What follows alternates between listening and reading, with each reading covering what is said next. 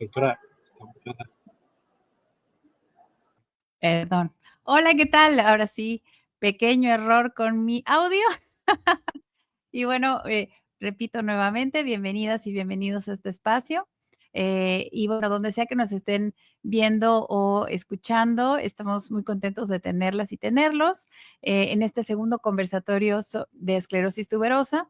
Y el día de hoy vamos a platicar sobre epilepsia y sobre el 26 de marzo, que es el Día Púrpura. El Día Púrpura es un día mundial sobre la concientización de la epilepsia, una condición que afecta a muchas familias y muchos hogares y que definitivamente necesita ser cada día más escuchada. Este conversatorio va a tratar diversos temas, pero lo que queremos el día de hoy es platicar sobre distintos enfoques basándonos en qué hacer frente a una crisis epiléptica. Con mucha frecuencia desconocemos cuáles son los pasos rápidos o cuáles son los distintos tipos de crisis a los que podemos enfrentarnos. Y entonces, el día de hoy invitamos a 3 grandes expertos que nos van a dar el enfoque desde el enfoque médico hasta el enfoque de vivir con epilepsia y finalmente un enfoque un poco más global sobre cuáles son las estrategias educativas que tenemos el día de hoy para poder hacerlo más fácil, ¿verdad? Y bueno, para eso voy a darle ahora la bienvenida al doctor Joao García, nuestro experto el día de hoy. Ay, a ver, ahí estamos. Ahí está. Bienvenido, doctor, qué gusto saludarlo. Definitivamente, bueno, espero que muchas familias de la comunidad de esclerosis tuberosa nos estén viendo el día de hoy. Y bueno, felices de tenerte aquí, doctor, para que nos cuentes un poco acerca de algunas cosas nuevas, ¿verdad? Bien, vamos a comenzar y creo que el punto más importante sería empezar diciendo qué es epilepsia. Bueno, hola, muy buenas tardes, noches a todos. Agradecer tu invitación, Sácil, y colaborar en este esfuerzo que creo que al hacer estas actividades impactan mucho nuestra sociedad. Gracias a todos por su atención y pues bueno, nos enfoquemos básicamente ya en concreto a los temas. Espero poder ayudar y aportar algo de información valiosa. Es cierto, es importante recalcar esta alusión al 26 de marzo como el Día Internacional de la Epilepsia, como dato curioso, pero pues al fin y al cabo el día púrpura se asocia con el color púrpura por este color de la flor lavanda que está asociada a veces a la soledad y a este aislamiento que se tiende a tener que vivir en pacientes y familias que tienen epilepsia, y por eso es que a partir de toda esa historia de cómo es que se desarrolla desde el 2008 esta conmemoración, pues es importante seguir sumando estos esfuerzos que, pues hasta donde sé, creo que el récord Guinness de mayor asistencia en pláticas de epilepsia para familiares es en relación a este día. Entonces, nuevamente, muchas gracias por estar y compartir este tiempo con ustedes. Sí, todo tiene que empezar a partir de una buena definición, porque el tener estos términos de manera adecuada permiten como que comunicarnos y entendernos mejor, y sobre todo eso, ayudar a la clasificación, identificación y sobre todo en algunos casos, pues el diagnóstico oportuno y temprano de las crisis. En el caso de esclerosis tuberosa sabemos que prácticamente un gran porcentaje, quizás pudiesen llegar en algunas publicaciones hasta un 90%, poder llegar a tener en algún momento de la vida epilepsia, y que pues en la gran mayoría va a debutar antes del año de edad, y eso es algo importante, y que en su patogenia están involucrados, quizás como no en ninguna otra entidad, una serie de múltiples factores que tienen que ver con el desarrollo o la epileptogénesis, desde el desarrollo prácticamente de diferentes alteraciones corticales hasta los tubers y sus zonas circundáneas, etcétera, ¿no? Entonces, en términos de definición, ¿no? Hay que empezar primero comentando que una crisis, hoy denominamos y le llamamos crisis epiléptica, porque hay varios tipos de crisis de origen neurológico. Claro. Hablando específicamente de una crisis epiléptica, pues es la ocurrencia paroxística transitoria de signos y síntomas, signos y o síntomas. Signos es lo que podemos ver y síntomas es lo que el paciente siente, y muchas veces el paciente tiene estos síntomas sin que nosotros lo podamos ver. Y es importante que no necesariamente una crisis vamos a encontrar una manifestación visible, ¿no? Motriz, Claro. quizás, y a veces es más difícil en ese sentido. Y ya sea esta expresión de signos y síntomas que estos van a estar causados o son debido a una anormal y excesiva sincrónica actividad neuronal en el cerebro. Evidentemente, la mayor parte de las neuronas están ubicadas en la corteza cerebral, y entonces hay que tener esta asociación y relación de una actividad de origen cortical anormal que se hipersincroniza, hiperpolariza, y que vence todos estos sistemas de control de las crisis y que van a generar una manifestación habitualmente de poca duración, pero puede ser pues también de mucha duración. Y ya epilepsia, pues es otro término específico, ¿no? Recientemente, en el 2015, me parece, pues lejos de llamarle como tal una condición, pues hay que entender que tal cual es una enfermedad con todo lo que esto implica, y que para poder decir que una persona tiene epilepsia, pues es importante que tengamos en cuenta tres aspectos hoy en día. Número uno, el que haya al menos dos crisis no provocadas, o algunas crisis reflejas, porque sí tendríamos que introducir o incluir a estas crisis que pueden ser ocasionadas por estímulos externos, agua caliente, luminosidad, etcétera, y que tienen que estar o haberse presentado con al menos o más de 24 horas pues, de separación entre ellas. Basta con eso para describir que una persona tiene epilepsia, ¿no? Y por otro lado, número dos, es quizás solamente una crisis, pero no provocada o refleja, que posteriormente, en base a ciertas características individuales en el contexto de un paciente, tú consideras a criterio médico, con varios factores, una probabilidad de presentar al menos una más en los siguientes 10 años, que al menos tú consideres que el riesgo es similar a aquel que ya tuvo dos crisis. Se calcula que el riesgo de recurrencia sería de menos del 60%. Esto es difícil y el médico tiene que tomar en cuenta muchos factores, desde, bueno, cuál es la edad, la causa, si es que está identificada, el tipo de crisis, si es que solamente fue una, y de alguna manera los hallazgos, sobre todo en el electroencefalograma, ¿no? Y número 3, porque no necesariamente implica que hayan tenido más crisis, que ya podamos catalogar o categorizar un síndrome epiléptico. Y un síndrome epiléptico ya es una de las, al menos el 50% de las crisis que se presentan en la etapa del desarrollo pueden llegar a tener criterios para clasificarlas como un síndrome epiléptico que de alguna manera ya tiene muchas peculiaridades y nociones desde el punto de vista genética y fisiopatogénica para agrupar una serie de, más allá de las crisis, un contexto de otras manifestaciones asociadas que están muy relacionadas a la edad y que pueden, al identificar un tipo de síndrome epiléptico, implicar una gran ayuda en la detección, en el diagnóstico y sobre todo en el tratamiento, tomando en cuenta que también pueden darnos un pronóstico sobre todo, ¿no? Porque también hay algunos síndromes epilépticos, no importa la edad, que puedan tener un mejor pronóstico y a otros estar asociados a lo mejor a algún pronóstico un poco más catastrófico. Y esa es la principal diferencia entre una crisis epiléptica y tener epilepsia, que es ya la enfermedad en donde vas a tener pues diferentes o la recurrencia de crisis epilépticas que a su vez son de diferentes formas. Claro, wow. Muchas gracias. Ahora entendemos ya por dónde comenzamos, ¿no? Algo que comentaste fue este periodo de identificación, ¿verdad? Que por lo menos para esclerosis tuberosa puede ser, como dices, antes del año, que son bebés, y a lo mejor más adelante en la adolescencia, que a lo mejor tuvieron una crisis chiquita al inicio, no recurrió, pero en la adolescencia de repente algo pasa, ¿no? Entonces, identificarlas es muy difícil y muy diferente, no podemos decir que sea lo mismo, ¿no? Entonces, ¿cómo las identificaríamos en el caso de los primeros meses, los bebés más pequeños? Claro, y yo agregaría, es decir, que incluso pueden estar presentes antes de nacer. Ay, wow, sí.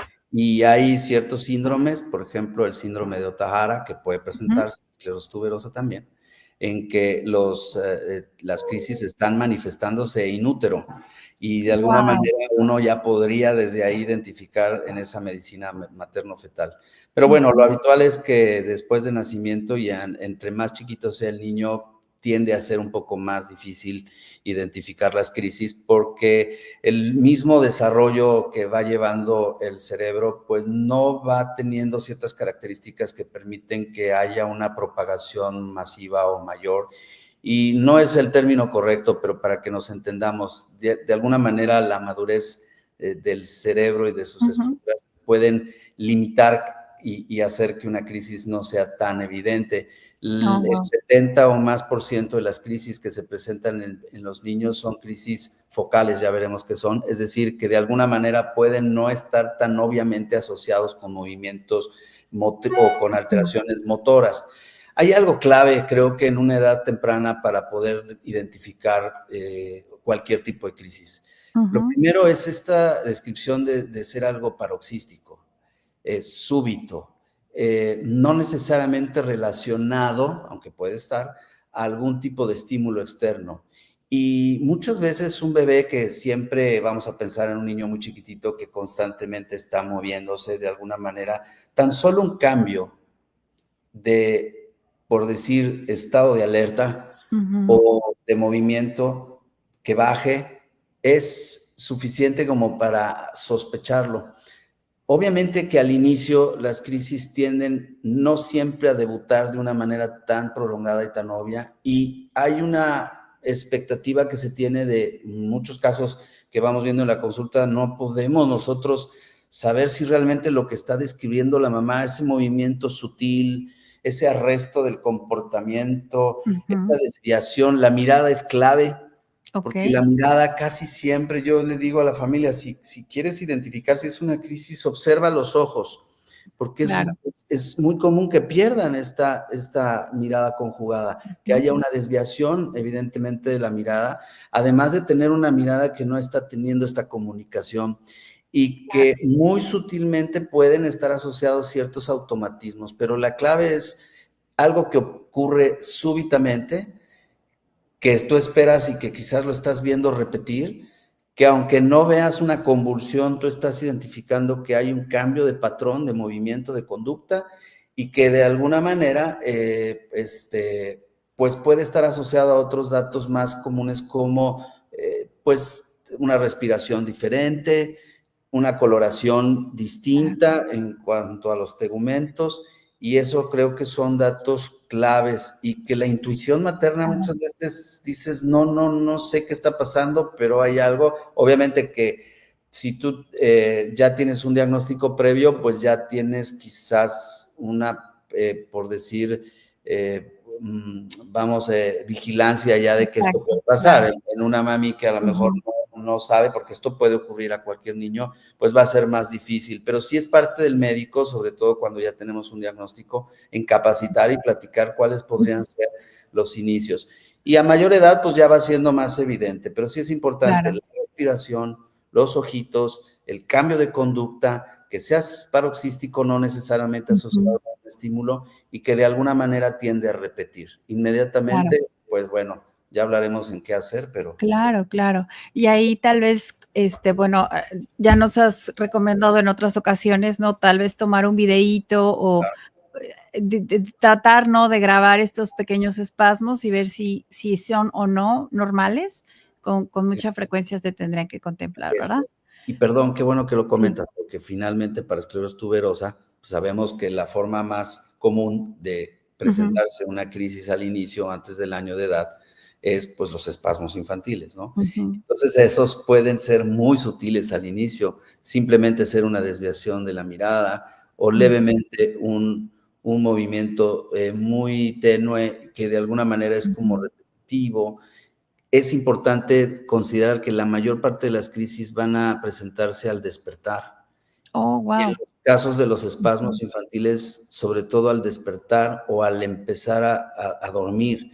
Esos momentos es lo que mucho asocia a la presencia de los espasmos, que van a ir incrementando y presentándose de alguna manera como en salvas. Es decir, hay un movimiento tenue, el niño puede reaccionar de manera normal, otro movimiento tenue y pueden ser 2, 3 hasta 20 o 30.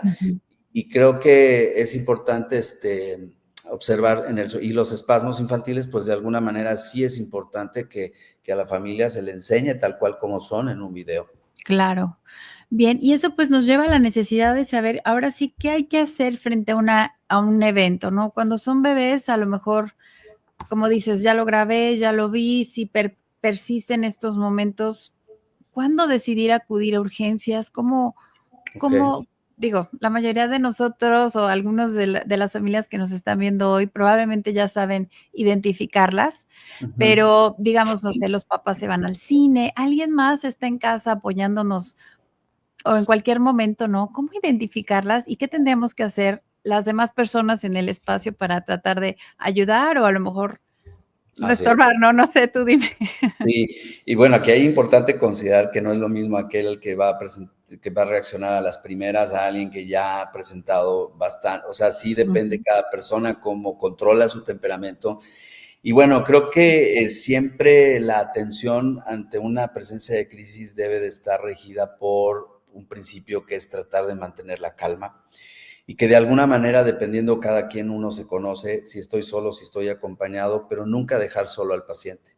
Es importante que, y aquí eso trabajamos mucho, que primero tienen que haber capacitación básica de primeros auxilios, eso lo debe de conocer todo el mundo, en siempre verificar su vía aérea, que esté respirando, pero en una crisis que ya logras identificar que está teniendo, pues primero es eso, ¿no? Mantener la calma y de alguna manera, pues ir primero, ¿qué hacer? Pues colocaciones, lo primero y lo más importante, ¿no? Siempre una posición semisentada, o si yo estoy solo y no puedo y el peso es mucho, pues en una posición en decúbito lateral, acostaditos de lado, que puedan detenerse, es importante para favorecer tanto un poco la vía aérea, pero impedir que si acaso en algunos casos puede asociarse a vómito, pues no haya este riesgo de broncoaspiración.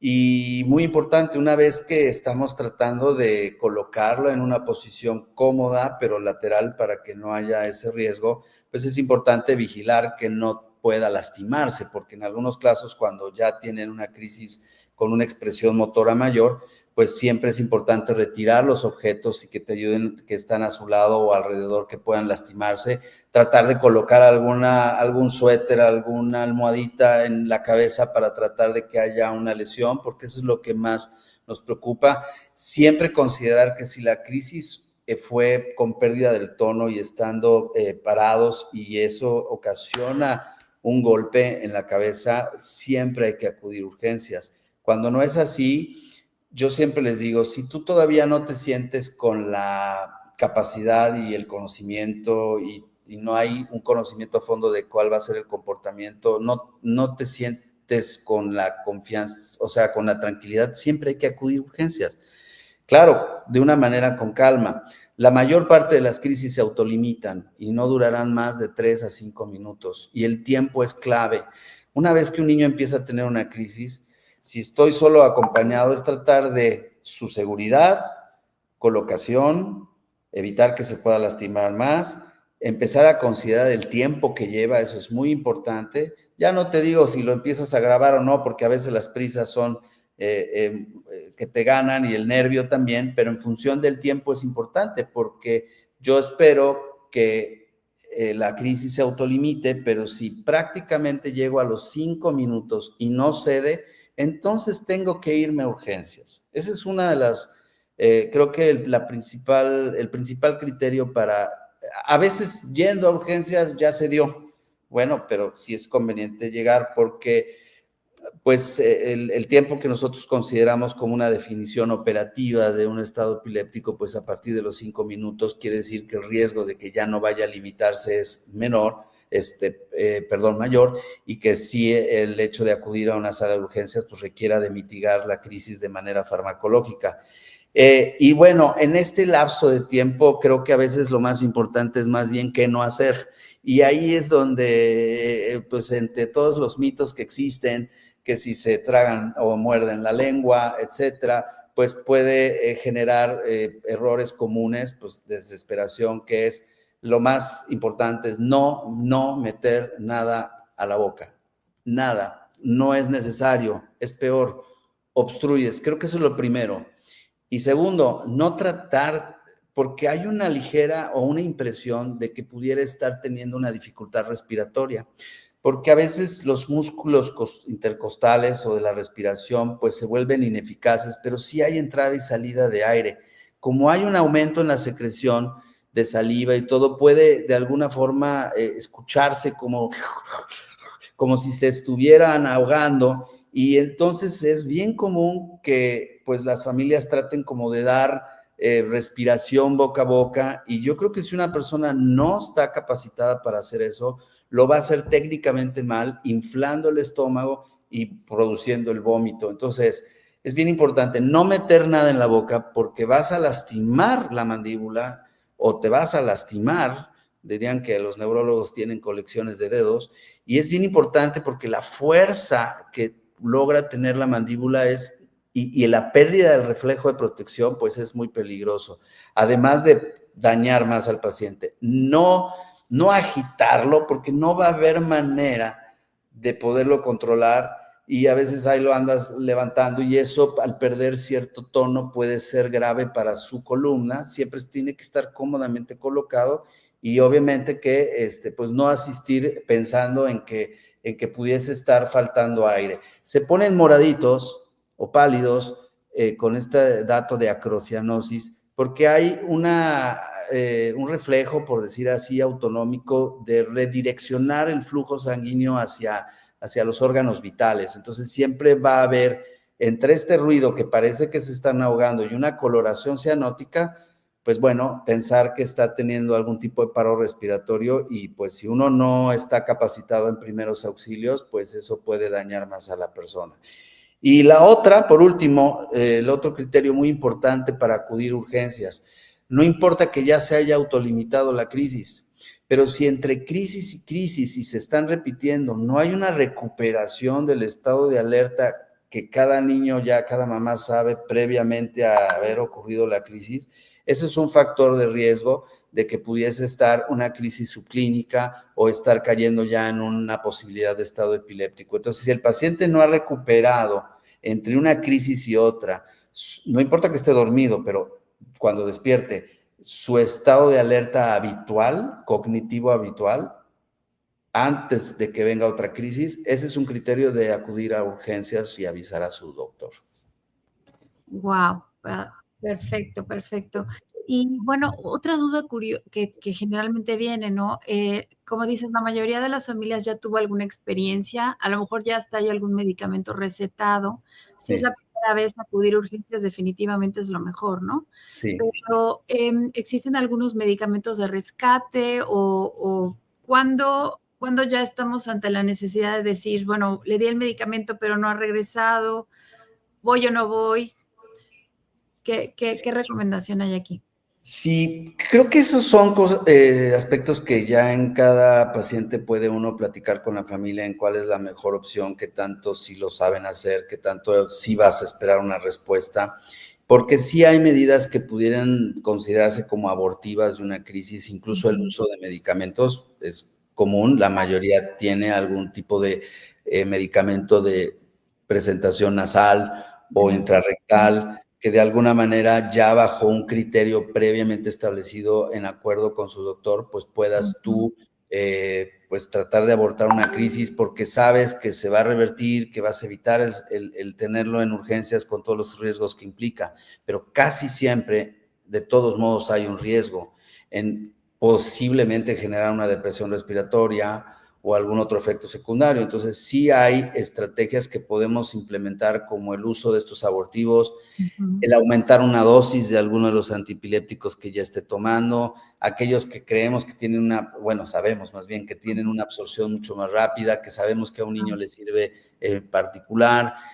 Depende de la crisis porque hay niños que tienen diferentes tipos de crisis y entonces si es una crisis tal, pues ahí sí podemos hacer esto, pero si es una crisis tal, pues no lo tenemos tienes que acudir a urgencias. O sea, creo que eso es algo que, bueno, a veces se puede establecer previamente, pero a veces es algo que surge inesperadamente y pues si el médico no contesta en ese momento, pues siempre es acudir a urgencias, pero sí hay esas opciones de tratamientos y de mitigación, ¿no? Y Abortivos. aquí una pregunta que seguramente varios por ahí se estarán haciendo, ¿no? Y puede parecer una pregunta muy simple, pero el abordaje en urgencias de una epilepsia es exactamente igual si tienes esclerosis tuberosa o si no tienes esclerosis tuberosa.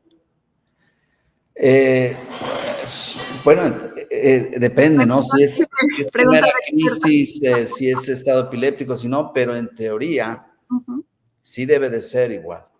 Ahora, cuando un paciente, tú primero, aún estando en urgencias, existe este protocolo y decir, a ver, primero tengo que ver vía aérea, todo esto, ¿no? Y sigue convulsionando, voy a ver si tengo que administrar el medicamento o este protocolo de atención para estado epiléptico se debe de seguir igual.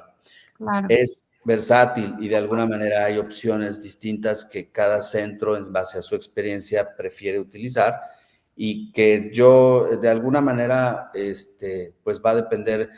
Es común que los espasmos se reactiven y entonces se desesperen al inicio de las familias y acudan y después en algunas familias que me contactan me dicen, pues ya me iniciaron esto y esto, y digo, no, a ver, espérame, súbele tantito la dosis y en 2-3 días vas a tener una respuesta, pero en realidad el protocolo de acción a nivel de un centro de urgencias creo que es algo importante que cada centro de urgencias tiene que saber, pues qué hacer, esta generación de protocolos y bueno, las mamás también ya con el tiempo van dictando, yo sé que mi hijo, este es el que le funciona, este sirve, y bueno, el médico tiene que tener esa apertura y flexibilidad, pero si no, pues tomarla en base a un protocolo que ya está establecido, ¿no?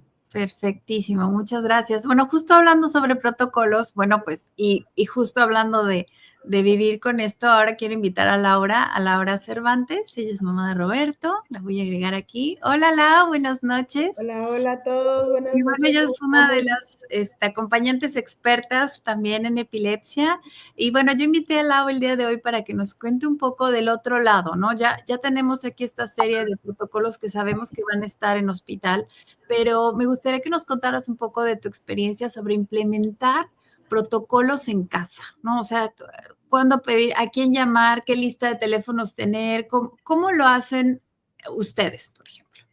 Fíjate que traía muchas ideas en la cabeza de qué era lo que les quería compartir, pero oyendo a Joao, pues básicamente ya aquí nos compartió toda la guía clínica perfectamente. Coincido con todo lo que dijo, o sea, realmente esto es lo que se tiene que hacer, o sea, no hay una guía mágica, pero sí hay como cosas que podemos ir haciendo, esperar los 5 minutos, mantener la calma. Creo yo que lo que podría aportar fuera de lo que él ya nos explicó muy bien es, a mí me gusta tener, o sea, no he tenido muchos estados convulsivos con Roberto, pero sí he tenido algunos que han sido muy prolongados, el máximo fue de 3 horas. Y el de 3 horas precisamente fue un poco de falta de comunicación. Ahí el personal de urgencias no tenía un neurólogo de guardia, entonces fue esperar a que llegara el neurólogo de guardia y eso tomó muchísimo más tiempo, ya con una crisis muy franca, entonces pues se empeoró la crisis, ¿no? Claro. Lo que yo aprendí de esa experiencia, fuera del tema de whatever, es que hay que tener un expediente corto, o sea, fuera tu expediente médico, un expediente corto que explique, o sea, yo ya llego a urgencias presentándome, Roberto, 10 años, 40 kilos, toma tal y tal medicamento. O sea, yo doy la historia clínica como si yo fuera el paramédico. No me presento platicándoles qué caricatura les gusta, o sea, yo lo presento como paramédico. Roberto, tal edad, o sea, ¿qué le sirve al doctor escuchar de mí? De ahí tengo un expediente así cortito con las intervenciones clínicas más importantes. En el caso de Roberto, tiene neurocirugía. Entonces, tiene neurocirugía, ha sido atendido tal, toma tales medicamentos, cartilla de vacunación, una copia, o sea, como que lo más relevante. Y ese lo tengo, o sea, en un lugar donde yo pueda correr, lo tomo y ahí está. Y en urgencias se entrega, o sea, ese no lo voy a leer, no es nada. Claro. Creo yo que cuando estás en tu ciudad habitual, pues tienes que tener a la mano teléfono pues del neurólogo, de tu pediatra, de pues cardiólogo en el caso de los niños que traen muchos rabdomiomas. O sea, tú ya tienes tu equipo médico, el equipo médico que va a necesitar intervenir, pues ese es el team que le vas a ir buscando. Creo yo que algo que también es muy valioso es, hay varias aplicaciones en los celulares que sirven para medir las convulsiones. Y esas en especial a mí me gustaban mucho. Cuando Roberto tiene muchos años sin convulsionar, entonces quizás está un poco desactualizada con las nuevas. Sí, afortunadamente tenemos 5 años sin convulsionar, pero en aquel entonces yo usaba una que se llamaba Seizure Tracker, que me permitía, poner medicamentos, tipo de crisis, incluso las podía grabar, podía tomar tiempos y todo, y al final me permitía sacar estadísticos, y esos estadísticos se los podía mandar al doctor. Entonces ahí podíamos cruzar información donde decíamos, oye, le moví al Sabril y le moví al Valproato, y mira, está teniendo mejor control. Pero mira, le movimos al Trileptal y como que no es, o sea, está durando más las crisis. Pero ya era como un poquito más puntual, que una experiencia que como papá a veces, pues al estar en la vorágine, no lo puedes expresar tan adecuadamente en una consulta, entendiendo que las consultas no van a durar 3 horas, o sea, van a ser un periodo corto de tiempo, entonces como que tienes que tener muy bien armado tu expediente antes de llegar. Entonces, Claro. creo yo que esa es una buena herramienta y te sirve en un estado convulsivo porque tiene como un botón de pánico, le picas y empieza a contar el tiempo. Oh, Entonces, ya ahí sabes que ya pasaron los 5 minutos, que es momento de hablar al 911, que es momento de empezarte a mover. En algunas ciudades que tenemos como que 911 a la mano, pues es más fácil esperar a que llegue 911 en caso de que pues ya son muchachotes, por ejemplo, Roberto ya no es tan fácil cargarlo y moverlo en un carro. Cuando estaba pequeñito, pues yo creo que sí era más sencillo, pues lo cargo y me lo llevo, ¿no? Creo que es básicamente eso, tener teléfonos de emergencia a la mano, tener teléfonos de doctores, tener un mini expediente y hay varias apps. Para mí, algo que es muy importante en la epilepsia, fuera de todo lo que ya platicamos, es como papás educarte. O sea, no dejar nunca de educarte, seguir buscando información, seguir buscando artículos, seguir buscando foros como estos donde se hable 100% de información científica, 100% de la mano de doctores, 100% de la mano de información actualizada sobre la condición de tu hijo, porque eso también te va a permitir tomar decisiones informadas de la condición. No solamente pues como que, no sé, de mil cosas que salen. A veces acabo de terminar el documental de vinagre de manzana y sí nos pasa, que nos llega así de que, y si toma vinagre de manzana se le quitan las convulsiones, pues sí nos pasa. Entonces creo yo que es muy importante seguir buscando estos foros, esto es muy importante, estos ejercicios son muy importantes y pues es como que creo que lo que podemos ir construyendo. Y en caso de crisis, pues es básicamente, era mi protocolo, ¿verdad? Afortunadamente ya tenemos ratito sin lidiar con eso. Ay, qué bueno, qué bueno, me gusta, ¿no? Definitivamente el saber qué hacer y qué no hacer, a veces es más el qué no hacer en este mundo donde todo mundo encuentra información en tantos lugares, ¿verdad? Lau, a mí me gustaría hacerte una pregunta muy particular y es, para ti, y esto es algo muy personal en ti, ¿tú consideras que cuando te acercas a un servicio de urgencias comentando que tienes esclerosis tuberosa, eso hace más fácil, más difícil, dentro del mundo de la epilepsia, que tú ya has visto todas las caras en muchas familias que no necesariamente tienen TCC, ¿no? ¿Cómo has vivido esta parte ante los servicios de salud? Fíjate que tengo una experiencia muy chistosa que no fue durante un estado epiléptico. Estábamos en Estados Unidos y le había hecho una resonancia y presentó reacción al contraste, una reacción alérgica. Pero como me agarró en el aeropuerto, pues me tuve que regresar vía urgencias al hospital. Y no me trasladaron a un hospital grande, sino que bomberos me trasladó a otro hospital como hermano. Entonces yo llego, les comento que mi hijo tiene esclerosis tuberosa y pues que tiene epilepsia, le acabamos de hacer un MRI, que no sé qué, en el Texas Children's. Y de repente llega una enfermera con traje espacial y me dice, ¿quién es el niño con tuberculosis? Y yo, ¿cuál niño con tuberculosis? Y después lo comenté en un foro y me decían que era un poco común que confundieran por el nombre, la tuberculosis con la esclerosis tuberosa. Creo que estamos aún en una etapa en la que nos falta hacer ruido de la condición. Si bien no es la enfermedad más rara, porque no somos 1 en 1.000.000, aún no es tan común. Creo que a veces sí te escuchan, tiene esclerosis tuberosa, pero aún hay personal médico que no es culpa de ellos, o sea, obviamente porque no hay pacientes o no hay suficiente rotación en hospitales que hayan tenido pacientes o un grupo grande de pacientes que tengan contacto con esclerosis tuberosa. Incluso en algún punto lo comenté yo con mi pediatra y él me decía que él solamente había atendido en toda su carrera profesional 2 pacientes con esclerosis tuberosa. O sea, no es... Sí. Sí, y epilepsia, que era lo que hemos platicado muchas veces, ¿no? Para desenrarecer estas condiciones, es irlas separando en sus características principales. Y a lo mejor ha visto dos pacientes con esclerosis, pero muchísimos pacientes con epilepsia, ¿no? Sí. Se rompe la brecha. Sí. Entonces creo que, o sea, en ciertas ciudades aún es un poco raro escucharlo.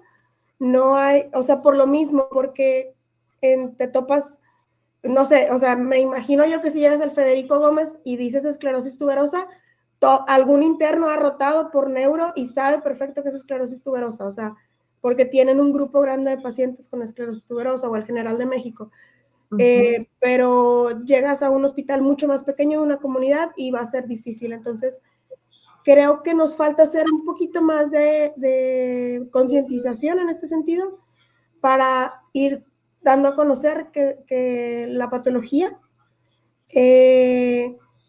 y si bien el manejo en urgencias sí es igual, por ejemplo, nosotros sí tenemos un protocolo específico en urgencias, o en su momento tuvimos un protocolo muy específico, porque sabíamos que Roberto se iba a estado convulsivo muy violento, muy rápido.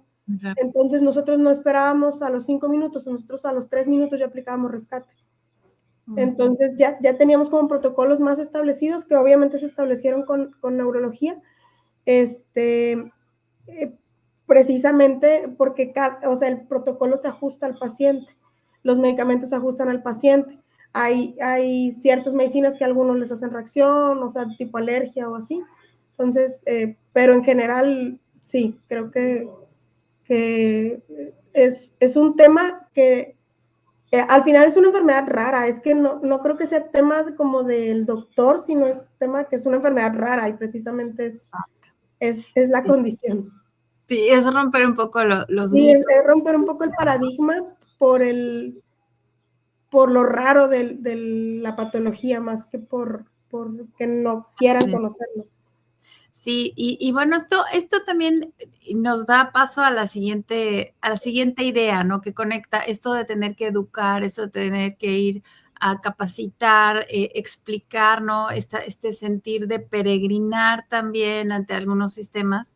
Y yo pienso siempre en la parte de educación en casa, ¿no? Cuando pasa en casa ya entendemos, pero cuando pasa fuera de casa es donde se tiene que tener más seguridad. Digo, tú como mamá eres experta de cómo reconocer estos elementos, pero a veces a los que no, aunque lo viven diario, no lo puede identificar.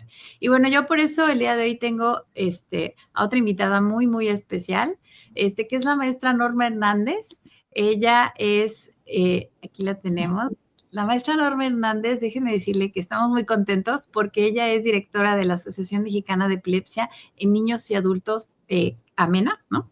Y AMENA, bueno, es una organización fantástica que ha diseñado muchísimos proyectos sobre talleres y capacitación, tanto presencial como virtual para escuelas, inclusive para cómo actuar dentro de casa también frente a epilepsia. Y bueno, a mí lo que me pareció fantástico fue, por ejemplo, capacitar al personal cuando ya estás trabajando, ¿no? O sea, la introducción al trabajo y cómo responder frente a que uno de nuestros compañeros tenga un evento de estos, ¿no? Y bueno, muchísimas gracias, Norma, por estar con nosotros. Cuéntanos, por favor, cómo surge AMENA, qué dentro de todas las herramientas que han diseñado ustedes, ¿cuáles han sido sus experiencias trabajando con maestros y maestras, por ejemplo? Bueno, sí, brevemente, AMENA surge en el 2015, ¿sí? Y a partir de ahí empezamos a trabajar. Ya este año cumplimos 10 años con la asociación. Y básicamente somos una asociación formada por familiares, por gente con epilepsia, por amigos. Hemos ido así creando nuestra red de contactos médicos, ¿verdad? Obviamente, para llevar a cabo los proyectos, los programas, las capacitaciones, ¿sí? Pero bueno, yo soy maestra, soy licenciada en educación, entonces pues lo mío es la educación. De hecho, sí, tal cual, maestra en una prepa en la mañana y en una universidad en la tarde. Entonces, wow. Sí, te digo, entonces, uno de los programas que mencionas, bueno, brevemente, por si hay alguien aquí en la comunidad de esclerosis tuberosa que no nos conoce, tenemos programa de donación de medicamentos, donación de estudios como el electroencefalograma, que luego es uno de los más solicitados, ¿verdad? No siempre, se requiere, pero bueno, pueden acudir a nosotros y con gusto podemos hacerle la donación. Es a cualquier parte de México, ¿sí? Entonces, nos pueden contactar fácilmente y ya vamos ahí.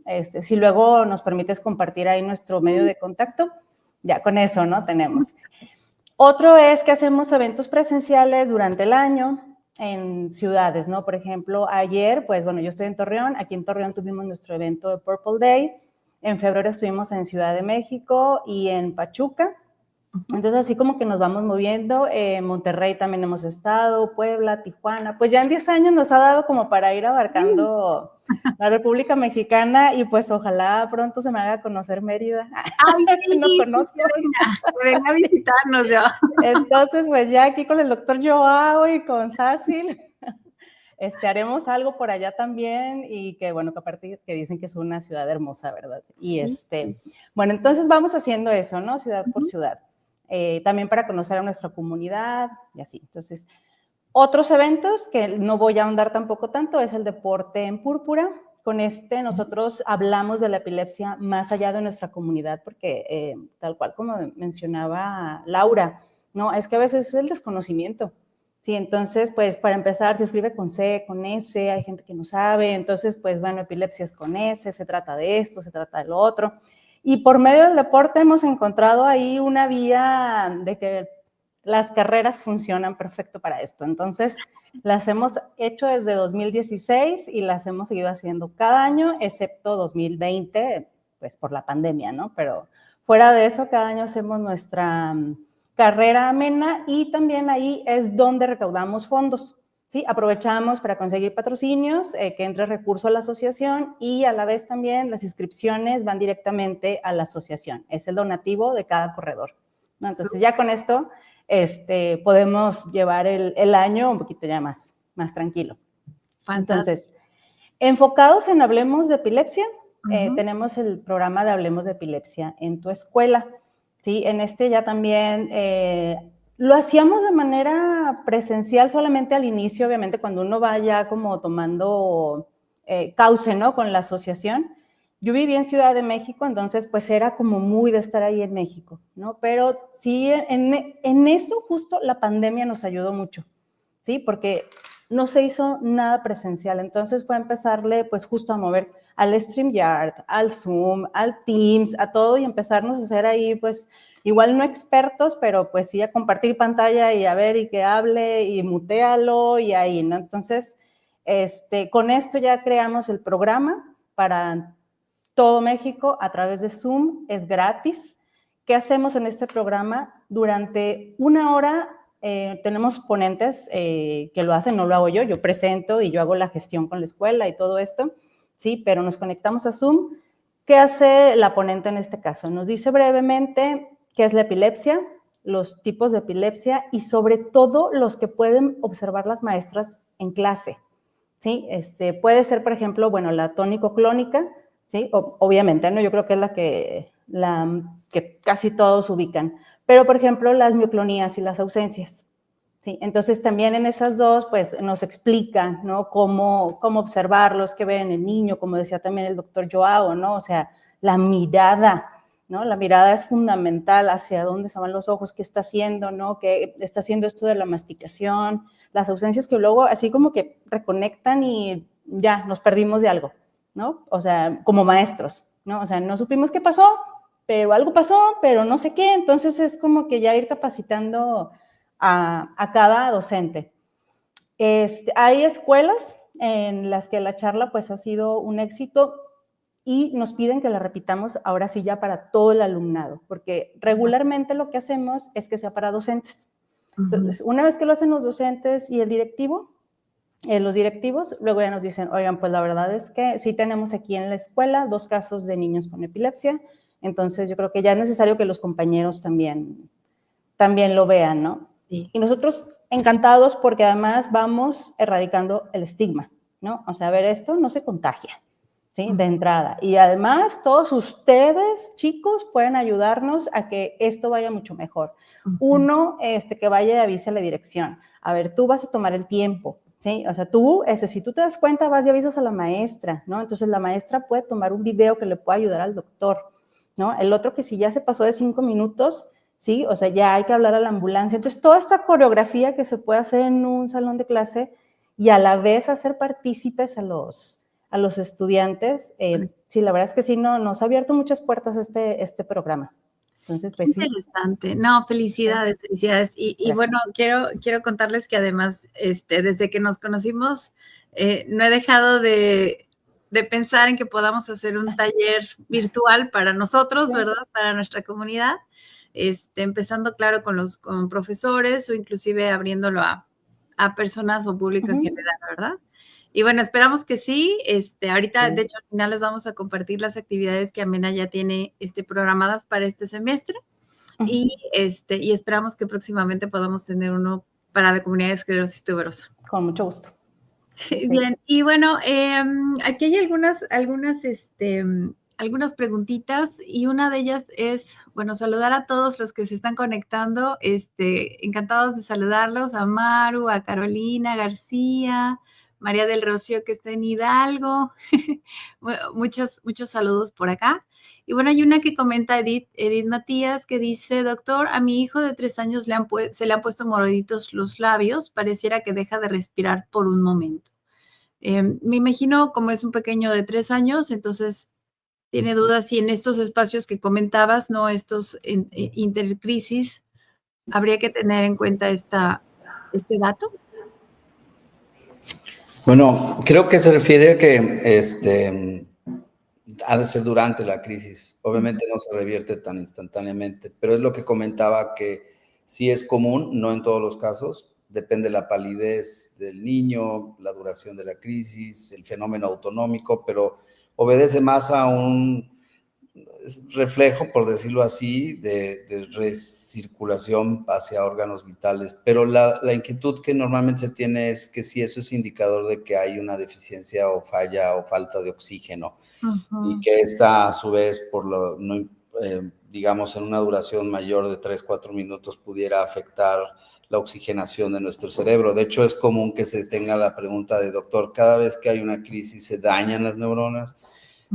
Yo siempre les digo, pues, se dañan más con un zape que con una crisis, pero evidentemente, obviamente, dependiendo de la duración y otros factores pudieran ser hasta cierto punto, pues, dañinas, pero en realidad no lo es así, es la función natural de la neurona y no hay una lesión hipóxica siempre y cuando haya una ventilación adecuada, y entonces eso es un fenómeno que habitualmente lo consideramos dentro de lo esperado en la mayor parte de las crisis, revierte instantáneamente después de la misma, pero no está asociado a la posibilidad de un riesgo mayor o de alguna lesión asociada. Ok, perfectísimo. Aquí hay otra pregunta que nos hacen, a ver si la pongo acá, se ve. Dice, a mi hijo le dan crisis casi de cada 20 minutos, en ocasiones empiezan focales, pero ahora ya hay un poco de temblor, con sonidos guturales.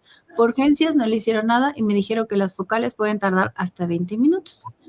¿Es correcto? O bueno, ¿es algo que es normal? Ok.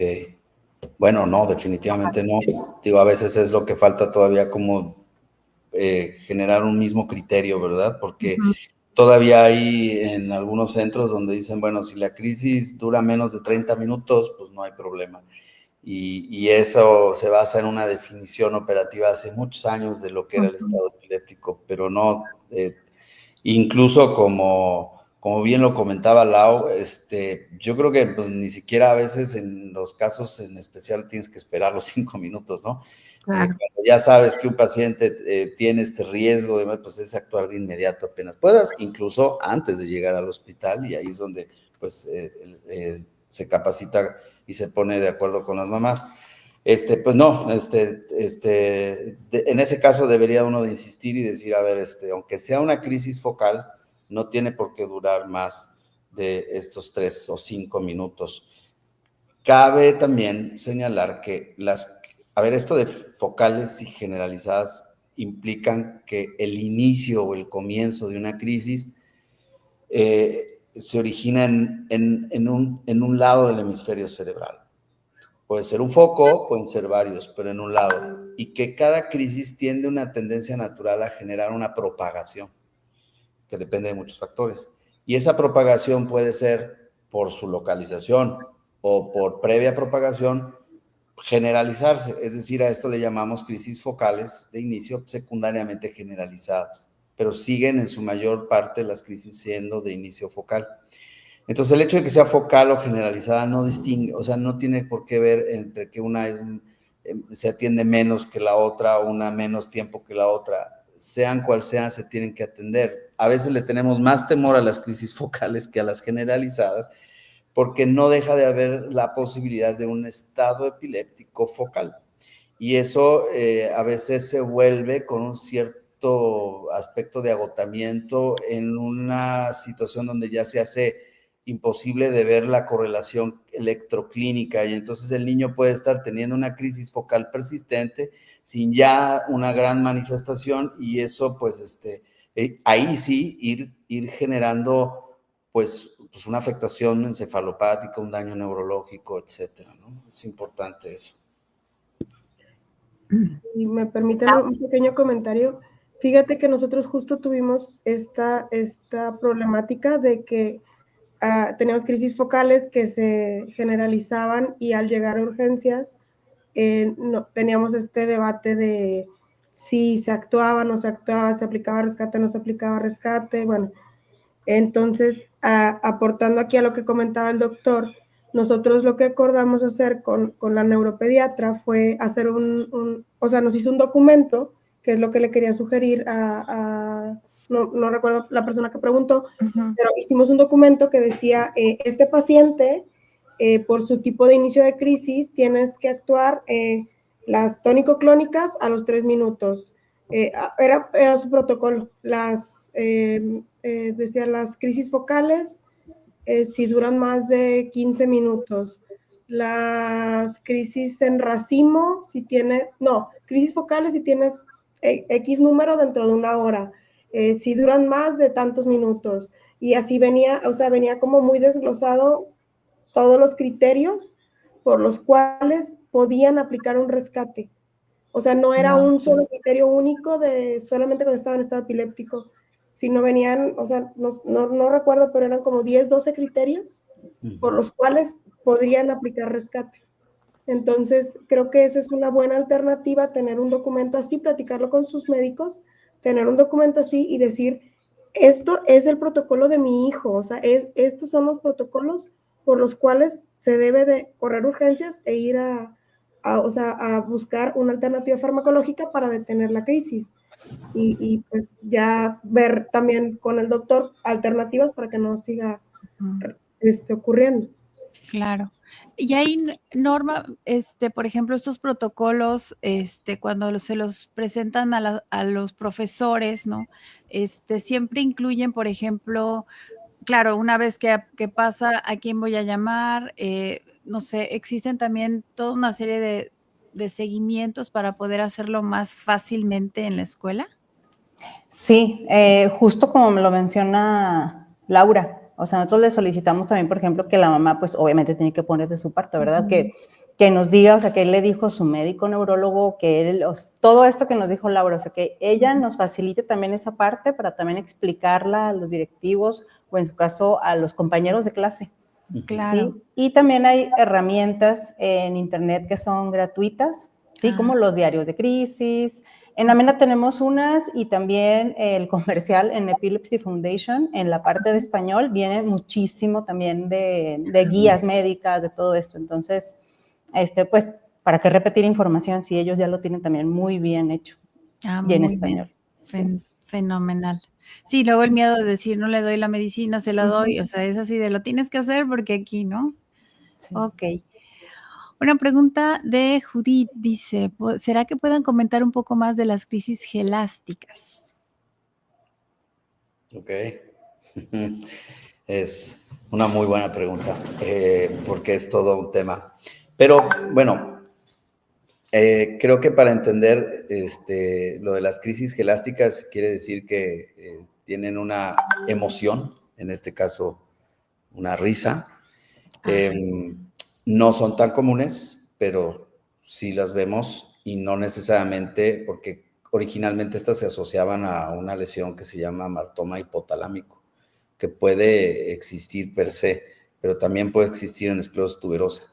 Y entonces, por estar localizado a nivel del hipotálamo, tiende esta generación de crisis de risa. Y asociado a otros fenómenos. Las crisis pueden ser de inicio focal, ya lo comentaba, y de inicio generalizado. También se categorizan algunas donde no podemos saberlo, entonces se le determina como inicio desconocido. Cuando son de crisis, de inicio focal, puedes decir que el inicio es motor o un inicio, bueno, antes que nada, si la conciencia se preserva o se altera de algún modo. Y esto es importante, no es que tenga que haber un desmayo. Basta con que haya una ligera confusión, pérdida de noción en las esferas del tiempo, espacio y persona para considerar que hay una afectación de la conciencia. Y de ahí que las crisis focales las subdividimos en crisis focales con conciencia preservada y crisis focales que tienen una conciencia alterada o alteración de la conciencia. A partir de ahí, puedes decir, antes les llamaban simples y complejas, ¿no? El punto es que hay algunas que se caracterizan por inicio motor y otras que tienen un inicio no motor. En el caso de las gelásticas, aunque hay un fenómeno motor de risa, el que predomina es más bien un comportamiento de tipo emocional. Y entonces, que el tratamiento, pues, de alguna manera se dirige en ese sentido, con una predilección hacia los fármacos de acción o predominio y mayor eficacia en focales. Y pues bueno, son difíciles a veces de tratar, pero si hay una crisis gelástica, es muy probable que haya una lesión o una alteración estructural asociada, y es importante que a su médico pues se le obligue a hacer. No es en todos hacer resonancia magnética en los casos de crisis, pero en ese caso y en muchos más, pues sí es como necesario hacer y asociado a una... Nos está fallando el internet por ahí. Bien, pero bueno, dio en un punto interesante cuando, y esto creo que igual Lau y Norma me pueden contestar esto, cuando notas un cambio en el tipo de crisis, ¿no? Cuando ya llevas tiempo viendo un fenómeno y de repente un día hay un cambio. ¿Qué hacer cuando notamos una diferencia o con qué frecuencia se notan este tipo de cambios?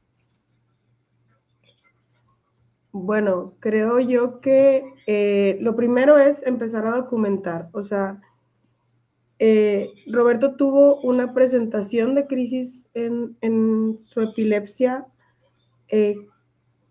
Yo creo que fue, aunque empezó con sus espasmos infantiles, la presentación que él tuvo se manifestó de una forma muy súbita, como refractaria, porque incluso no controlábamos con el Sabril, que todo el mundo dice la primera dosis, se controlan, eso nunca nos sucedió a nosotros.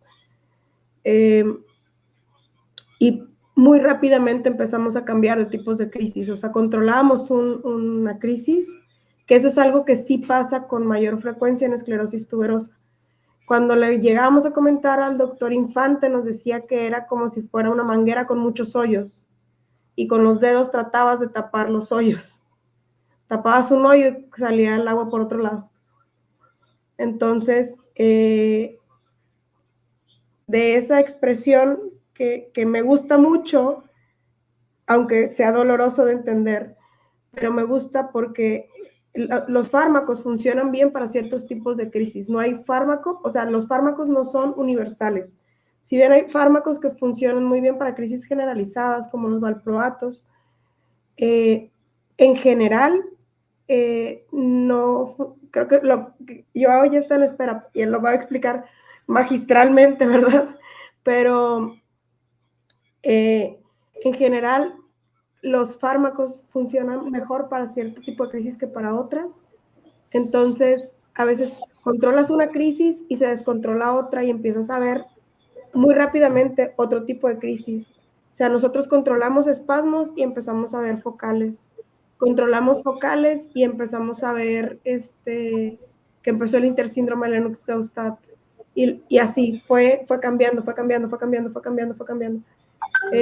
Tuvimos crisis gelásticas, o sea, fue modificándose, pero lo que más nos funcionó fue documentar y comunicar todo, comunicar con el neurólogo, porque tienes que ir haciendo ajustes conforme a lo que vas Bueno, y entonces el diario, ¿no? Ese diario es importante. Las aplicaciones y los diarios son muy, muy importantes. O sea, yo conocí varias mamás que incluso anotaban lo que le daban de comer, o sea, la hora a la que le daban de comer, o sea, como queriendo encontrar correlaciones de algo que quizás pudiera empeorar o mejorar su control convulsivo. Lo he comentado en otras ocasiones, a nosotros lo único que nos funcionó fue la cirugía, pero la cirugía fue algo que perseguí 3 años, porque en esclerosis tuberosa es muy común que tengan múltiples focos convulsivos, por lo mismo que tienen múltiples lesiones. Entonces es muy difícil que en el trazo del encefalograma, al leerlo, como es en el scalp, en la superficie, pues al leerlo, pues las lecturas se dan por todos lados. Entonces nosotros pasamos en las primeras evaluaciones, que era en el temporal izquierdo, en el temporal derecho, en el frontal. Entonces nos decían por todos lados y luego hubo un punto en el que dijeron, bueno, está bien, retiremos todo el temporal izquierdo porque eso va a ser lo más beneficioso para él, que fue lo más cercano que estuvimos a la cirugía, que fue la evaluación número 3. A mí no me convenció porque al final tampoco teníamos identificado el foco, nada más era el abordaje que se consideraba más adecuado, sin encontrar aún el foco. Cambiamos de hospital y bueno, ya se logró la cirugía, pero no es poco común. O sea, yo creo que es lo más común en la esclerosis tuberosa, que al tener muchos focos, o sea, es que como que prenden, o sea, como si prendieran por todos lados los foquitos de crisis, y todos los focos son diferentes tipos de crisis. Incluso después de la cirugía nos dijo el neurocirujano que muy probablemente pudiéramos, como no pudo retirar todo el tuber, pudiéramos volver a ver el mismo tipo de crisis por el que llegamos a cirugía. Si veíamos el mismo tipo de crisis, iba a tener cirugía en la misma área, pero si veíamos otro tipo de crisis, teníamos que volver a empezar todo el proceso para identificar el nuevo foco, porque como que cada tuber produce un tipo de crisis diferente. Wow. Creo que en esclerosis funciona justo como me lo explicó hace muchos años el doctor Infante, que es una manguera con hoyos y que vas tapando, literal. O sea que no solo es la forma en la que podemos tratarlo, sino además que el fenómeno mismo es mucho más complejo, ¿no? En ese sentido. Sí, y en alguna ocasión escuché al doctor Weiner que decía que a pesar de que se pensaría que la cantidad de túberes en esclerosis tendría que ver con el comportamiento de la epilepsia, él ha visto casos que tienen un túber y da muchísima lata. O sea, con un solo túber tienen para que la epilepsia no sea incontrolable. Entonces, creo que es muy complejo el tema de epilepsia en esclerosis tuberosa. Definitivamente el doctor es mucho más capacitado que yo para dar este tipo de comentarios, pero creo que estos foros enriquecen definitivamente el platicarlo, por lo menos. Tener muchos días de epilepsia en este foro. Empezamos hoy con las urgencias. Bueno, acá hay una pregunta de Susana, a la que le mandamos un fuerte abrazo, muchos besos. A Emilia, que anda por allá. A ver, ¿podemos hablar de BNS o RNS versus, los RNS? ¿Cómo se define cuál es la mejor técnica para el paciente con epilepsia refractaria? Es un tema largo, ¿verdad? Pero cuéntanos. ¿Yo? Bueno, no Toda epilepsia refractaria, una vez que ya consideras correctamente que es una epilepsia refractaria, pues empiezas a considerar una serie de opciones.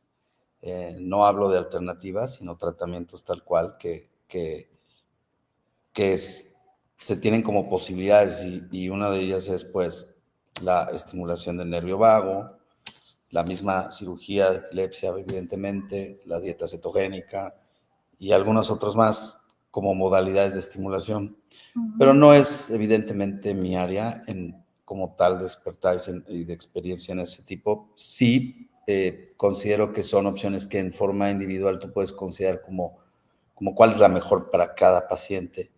Y pues como todo, no importa este tipo de devices o que de alguna manera se consideran también como tratamientos, ¿no? Tienen una posibilidad de éxito que tienes que comparar con la combinación farmacológica, pero también sus efectos secundarios. Y creo que todo tratamiento debe de planearse en una forma individual, dependiendo del diagnóstico, el tipo de crisis, la frecuencia y de alguna manera los indicios que tienes de que pueda ser mejor para ti la respuesta para un tratamiento aplicando uno o el otro. Creo que ahí es donde en estos casos de epilepsia refractaria, evidentemente una atención mucho mejor dada será en centros de epilepsia, en donde el consenso de diferentes médicos y epileptólogos y cirujanos pues puedan decir, oye, en consenso consideramos que esto, y la familia tiene que estar bien involucrada porque debe de saber, no, ya Lau lo debe de, evidentemente creo que es el papel fundamental, todos los pre, post, en fin, pero son casos de éxito y de alguna manera pues es una decisión que se toma entre todos y creo que así es que debe de ser. Yo en lo personal he tenido pacientes que tienen para mí un criterio que pudieran beneficiarse con una de estas tecnologías o algo y sí en lo particular pues yo derivo al especialista en cirugía y bueno, y si yo considero y hay un centro donde mejor pueden tomar la decisión por mi paciente, yo lo refiero, ¿no? Afortunadamente son los menos y que dentro de la epilepsia refractaria pues sí puedes intentar otras opciones antes, priorizando lo que implica y puedes tener éxito, pero no sé si contesten en parte esa pregunta, pero sí, depende en cada caso. Sí, y de hecho, dentro del programa que estamos contemplando más adelante, sí sería muy bueno poder platicar sobre este tipo de devices, ¿no? Y de el abordaje ya sobre esa parte, pero claro, dentro de todo ya lo estamos comentando. Bien, nos queda espacio para una preguntita más por aquí. Y bueno, hace ratito Ceci Navarro preguntaba qué hay sobre el síndrome de West. Y bueno, yo me imagino de forma integral, pero también enfocada al caso de qué tan frecuente puede ser, ¿no? En esclerosis tuberosa. Esa la va a responder Lau. Me toca. Me gustaría, porque al final, híjole, sí, pues, creo que sabe hasta más que todos nosotros juntos, pero a ver, me gustaría escucharte. No, yo he aprendido poquito, sí, no creo, ¿sabes qué? Creo yo que me enriquecen a mí mucho estas pláticas y para mí es un gusto escucharte, Joao, porque de verdad eres un máster en todos estos temas. Me encanta escuchar gente que sabe mucho y que lo puede explicar de una forma muy sencilla y muy fácil. Para mí siempre enriquecen estas pláticas, pero lo más importante es que como papás sigamos investigando y sigamos conociendo. Pero bueno, platicando un poquito qué es el West. El West es la presentación de la esclerosis tuberosa en la etapa 1, que son los espasmos. Y creo yo que es la primera que explicaste, que es el que parece como un hipo. La forma más sencilla de darse cuenta si tu hijo tiene síndrome de West, la verdad, es ver videos en YouTube. Wow. Sinceramente, te lo pueden explicar, te lo pueden documentar, yo creo que te lo podrán decir de 1000 formas, pero la forma más eficaz es ver un video de YouTube. Cuando yo le marqué al pediatra y le dije que mi hijo estaba, o sea, que lo que acaba de hacer, le dije, es que parece que le acaban de dar un puñetazo en el estómago, porque se hundía. Creo que como papás es muy difícil expresar la primera vez que ves ese movimiento. Pero definitivamente lo que te sirve mucho es tener expertos, como siempre, que te puedan asesorar, que te puedan guiar y que te puedan encaminar en este camino encaminar en esta vida. Es algo que creo que es muy valioso, sobre todo, y te lo reconozco un montón, escuchas mucho a los papás y eso no es muy común de los odontólogos. Es algo que lo he platicado contigo en otras ocasiones, pero es algo muy valioso que ojalá todos los profesionales de la salud sigan replicando, porque de verdad enriquece la experiencia. Y como papás, sabemos que no estudiamos medicina, pero conocemos al paciente. Entonces, somos los expertos en el paciente. Aprendí dos cosas. Uno, siempre hazle caso. O sea, la mamá es, o sea, si dice es porque es. Y dos, pues son nuestros maestros, de verdad, más allá de los pacientes. Y sí, tienes toda esa razón. Agregaría que les decía que casi, yo creo que dependiendo del centro, pero más de la mitad de los, independientemente del diagnóstico de las epilepsias que hay en niños y en adolescentes, podríamos categorizarlas en algún síndrome. Hay síndromes más benignos y otros catastróficos, y desde que se describió el síndrome de West, pues siempre ha sido algo que asusta mucho a las familias.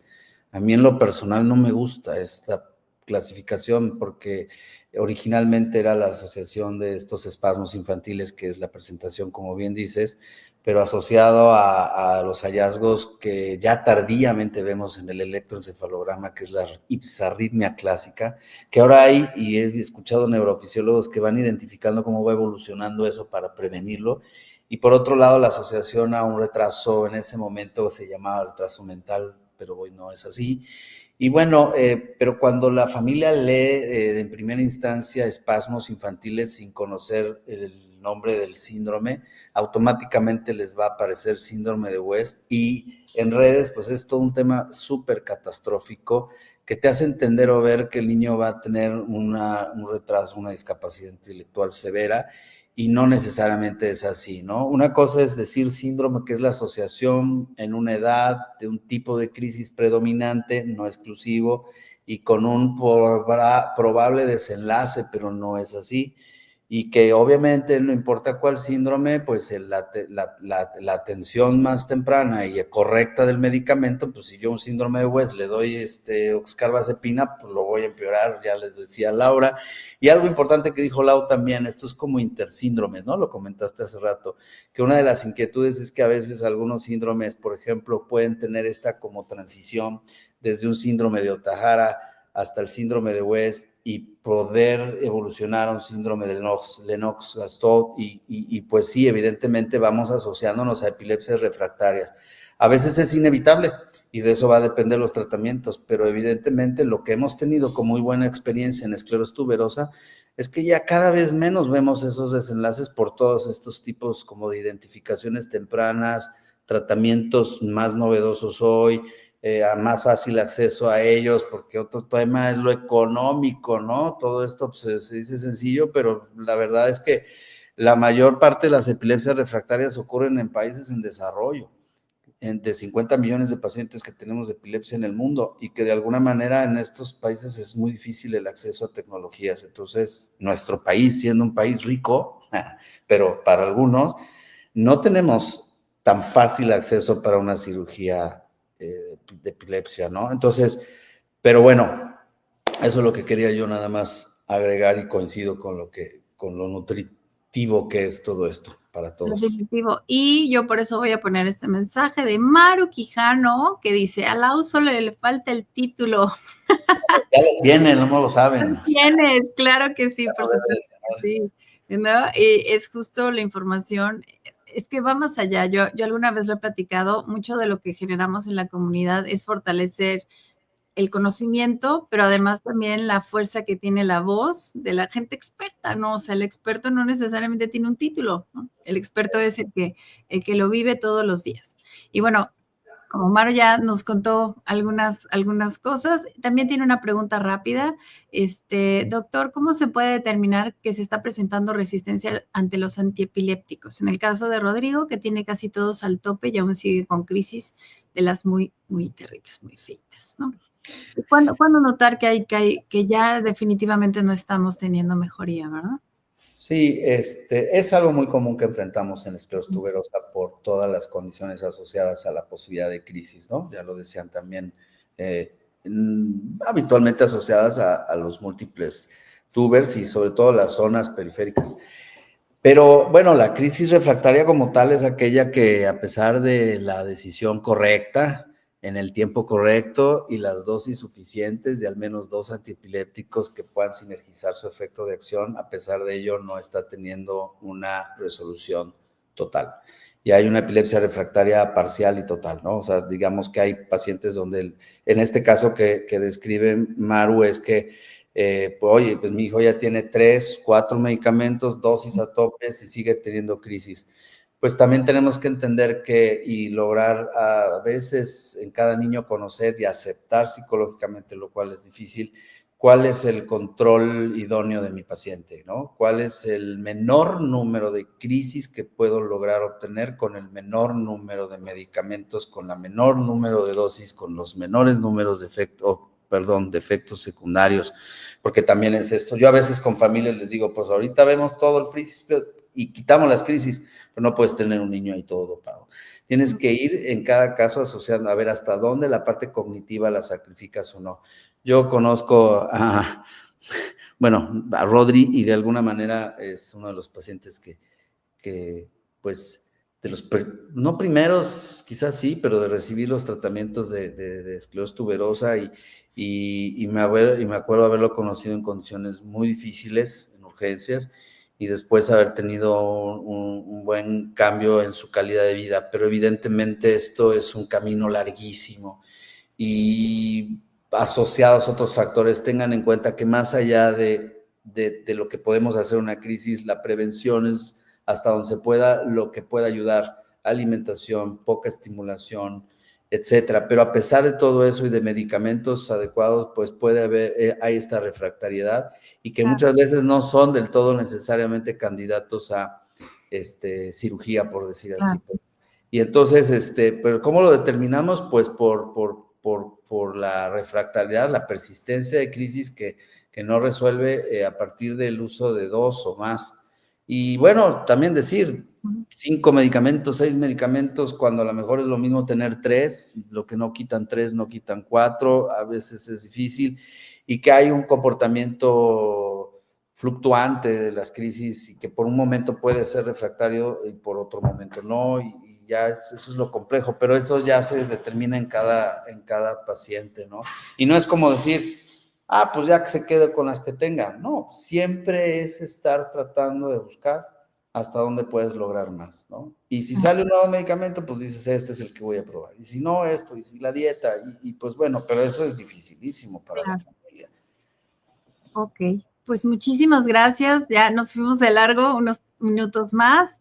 Y el último comentario que quiero enseñar es de la fantástica Adriana Macías Weinman, que saluda a la comunidad TSC Alliance y a la comunidad Amena. Y bueno, Adriana definitivamente es muy, muy querida en nuestra comunidad. Y bueno, con esto quiero contarles que Adriana también participa directamente con Amena. Entonces, para cerrar, aquí voy a agregar, por favor, el calendario de sesiones. No sé, Norma, si nos quieres contar un poco de estas sesiones, qué hay que hacer, cómo nos conectamos. Claro que sí. Yo les sugiero que me escriban un WhatsApp, yo los contesto. Ahí está el teléfono, es con la 871. Si alguien está fuera de México, bueno, pues nuestra clave es 52. Entonces es más 52 871 415 3464. Ya escribiéndome ahí con su nombre, yo los añado a la lista de difusión. una vez en la lista de difusión, ya no tienen que volver a escribir. Ya les va a empezar a llegar ahí el link de cada una de las sesiones. Entonces, pues, rápidamente nos podemos ver con Adriana el 29 de abril, ¿no? Y ya, nada, en un mes, para el taller de desarrollo cognitivo y conductual en encefalopatías epilépticas. Entonces, pues, si ya conocen a Adriana aquí en esta comunidad, pues, ya saben. Ya sabrán la calidad de sesión que nos vamos a ver, ¿verdad? Excelente. Así es. Muy bien, pues muchísimas gracias. Ahora sí, nos vamos a despedir, pero de verdad agradezco muchísimo su participación. Enviamos saludos bueno, hay gente que se ha conectado de Guatemala, de Guanajuato, de muchísimos lugares. Saludos a todos, muchísimas gracias. Y bueno, algunas de las preguntas ya por tiempo no las vamos a poder incluir, pero claro que las vamos a responder ahí en el chat de Facebook. Se las pasamos aquí al doctor Joao para para cualquiera de nuestros expertos el día de hoy y podamos ir platicando de ellas. Bien, pues ha sido un placer. El próximo conversatorio será justo el último jueves del siguiente mes, así que no se lo pierdan para que podamos saber muchísimo más. Muchas gracias y pues buenas noches. Buenas noches. Buenas noches. Buenas noches.